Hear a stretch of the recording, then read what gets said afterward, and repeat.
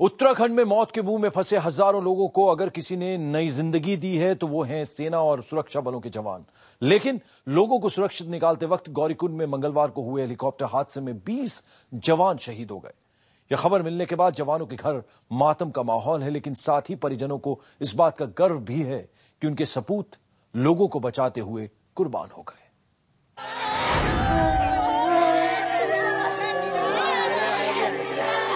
जम्मू कश्मीर में कठुआ जिले के इस गांव में मातम पसरा है। ये गांव आईटीबीपी के इंस्पेक्टर भीम सिंह का है, जो मंगलवार को उत्तराखंड में बचाव के दौरान हुए हेलीकॉप्टर क्रैश में शहीद हो गए। भीम सिंह की शहादत की खबर मिलने के बाद से उनकी पत्नी के आंसू थमने का नाम नहीं ले रहे। भीम सिंह हमारे इंस्पेक्टर, हमारे गांव बुबिया के रहने वाले थे। हमारे भी भाई लगते थे, मेरे से छोटे थे 1 साल के करीब। बहुत अच्छे थे और बड़ा जब भी छुट्टी आते थे बड़े हंसे मजाक से और हर टाइम मजाक करना। उत्तर प्रदेश में बलिया का पतनारी गांव भी गम में डूबा हुआ है। इस गांव का सपूत संजीव दूसरों को बचाने के लिए अपनी जान पर खेल गया। कुछ दिन बाद ही संजीव की शादी होने वाली थी, लेकिन शादी की शहनाई से पहले ही अपने बेटे की मौत की खबर सुनने के बाद इस मां के आंसू थम नहीं रहे। मुझे गर्व है कि देश की रक्षा के लिए वो भर्ती हुए थे और आज भी मुझे गर्व है कि वो देश को बचाने के लिए, जनता को बचाने के लिए ही अपनी जान गंवाए हैं। उत्तराखंड में हेलीकॉप्टर हादसे में शहीद होने वाले एक सपूत यूपी के अमेठी जिले के रहने वाले थे। अमेठी के जगदीशपुर गांव के रहने वाले अखिलेश सिंह एयरफोर्स में जूनियर वारंट ऑफिसर थे। अखिलेश के पिता को बेटे की असमय मौत से दुख तो है, लेकिन उन्हें इस बात का फक्र है कि उनका सपूत दूसरों की जान बचाते हुए शहीद हुआ। हिम्मती था, साहसी थे, पूरे परिवार का ध्यान रखता था, वो सबसे बड़ी बात थी। उसी पर मैं तो लोग बाप के ऊपर वो करते हैं, मुझे गर्व होता है अपनी बेटी पर। कुदरत के कहर से तबाह उत्तराखंड में लोगों को बचाते बचाते जान गंवाने वाले जांबाजों में 2 जवान महाराष्ट्र के जलगांव के भी हैं। जलगांव के गणेश अहिरराव और शशिकांत पवार की मौत की खबर जैसे ही उनके घर पहुंची, वहां गमों का पहाड़ टूट पड़ा।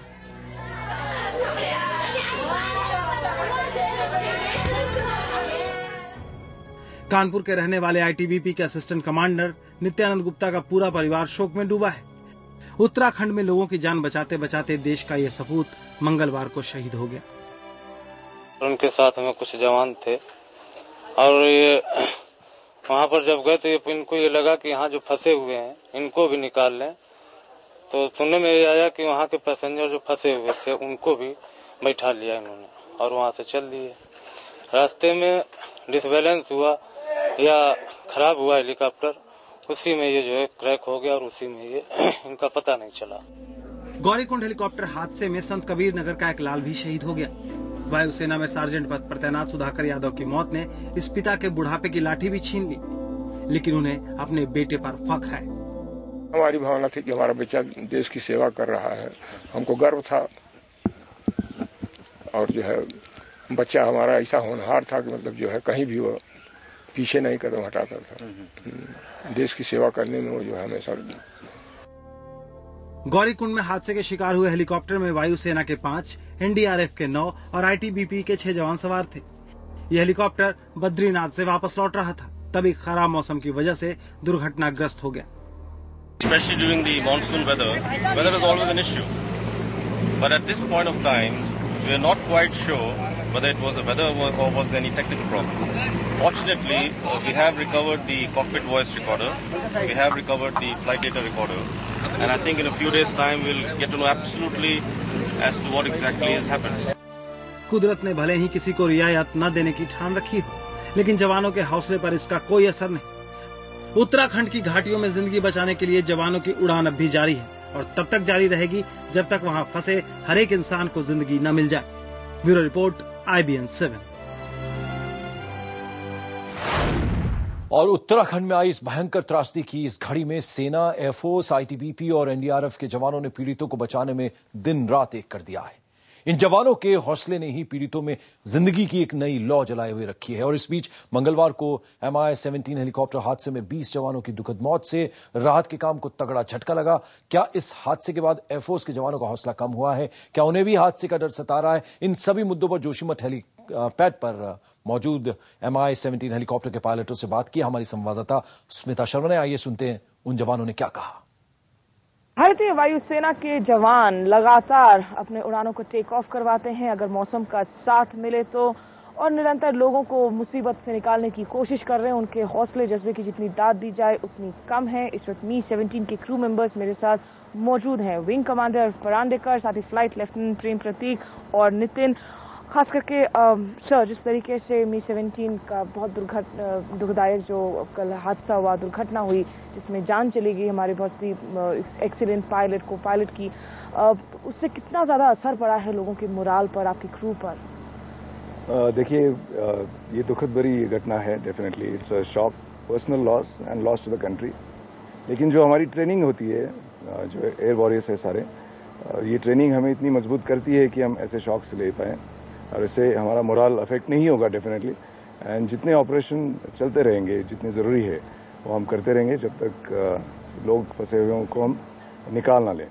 सो डेफिनेटली ये बहुत बड़ा शॉक है, लेकिन ये ट्रेनिंग जो है सारे एयर वॉरियर्स की, वो इतनी अच्छी होती है कि ऐसा शॉक्स हम ले सकें। जी, देश के लिए ये एक बड़ा नुकसान है, निजी तौर पर एक बड़ा नुकसान है, लेकिन काम लगातार करते रहना है, कर्म ही धर्म है।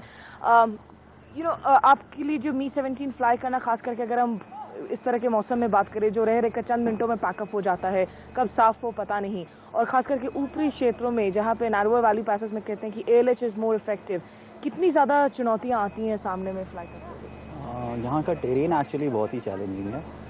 The valleys are really narrow and the weather actually packs up really fast, so it is actually challenging, but as said by CO 158, it is actually our training that helps us get away with all this, and we are able to cope up with whatever comes our way. अब मैंने uniform की जब हम बात करते हैं, उनके हौसले की बात करते हैं, लेकिन उनका भी एक निजी पहलू होता है, उनके भी परिवार होते हैं।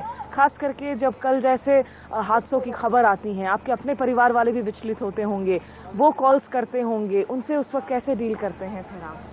सबसे पहले मैं आपको बताना चाहूँगा कि जैसे सर ने बताया, हमें ट्रेनिंग में सिखाया जाता है कि सबसे पहले जो हमारे नीचे जो लोग हैं, जो देश है, वो पहले है, हमारे अपने पर्सनल निजी जिंदगी उसके बाद में है। तो ये डेफिनेटली घर वालों को चिंता रहती है। हम अप्लाई कर रहे हैं, यहाँ पे ऑपरेशन चल रहे हैं, सारी दुनिया को, सारे पूरे इंडिया को पता है, तो घर वालों को डेफिनेटली चिंता होती है। तो जब भी हम लैंड करते हैं तो घर वालों को कॉल दे देते हैं so that they can feel relax. आपके घर में कौन कौन है? मेरे घर में मदर, फादर, छोटी बहन है, दादी जी हैं। तो लगातार जो है, क्या आप भी घर वालों को फोन करके कम से कम सूचना देते रहते हैं जब जब वक्त मिले कि भाई सब ठीक है, सलामत है, आप चिंता ना करें? बिल्कुल, एक दिन में एक बार तो जरूर। आप कहाँ के रहने वाले हैं वैसे? पटना के रहने वाले हैं। आज बात हो गई थी परिवार वालों से? आज बात हो गई। सर, आपके बॉयज को जब आप देखते हैं, ये एक कंटिन्यूस प्रोसेस होता है, लीडरशिप जो है वो बॉयज को इनकरेज करती है, बॉयज का मोटिवेशन जो है कहीं ना कहीं लीडर को आगे बढ़ने के लिए लगातार इनकरेज करता है। नहीं, डेफिनेटली एक तो फौज में सबसे इम्पोर्टेंट है पर्सनल एग्जाम्पल सेट करना। तो अगर पर्सनल एग्जाम्पल सेट करे तो सबसे बड़ी चीज़ होती है वो। एंड बाकी इतने अच्छे बॉयज़ हैं, या जितने हमारे एयर वॉरियर्स है, इतने अच्छे से ट्रेंड है कि उनका जोश, उनका मोराल हमेशा हाई रहता है एंड पूरी लगन से वो काम करते हैं। बिल्कुल सर, आखिरी सवाल ऐसे में, इंडियन एयरफोर्स को इस वक्त हम उनकी तारीफ तो करते हैं, पीठ थपथपाते हैं, लेकिन क्या ऐसी कोई चीजें हैं जो गवर्नमेंट को इस वक्त ध्यान देने की जरूरत है? प्रॉब्ली इसके बारे में मैं कुछ कहना उचित नहीं समझूंगा, क्योंकि everyone is doing the best. Everyone is doing the best. सबकी कोशिश यही है कि इस तरह की स्थिति से जो है जूझा जाए, लड़ा जाए।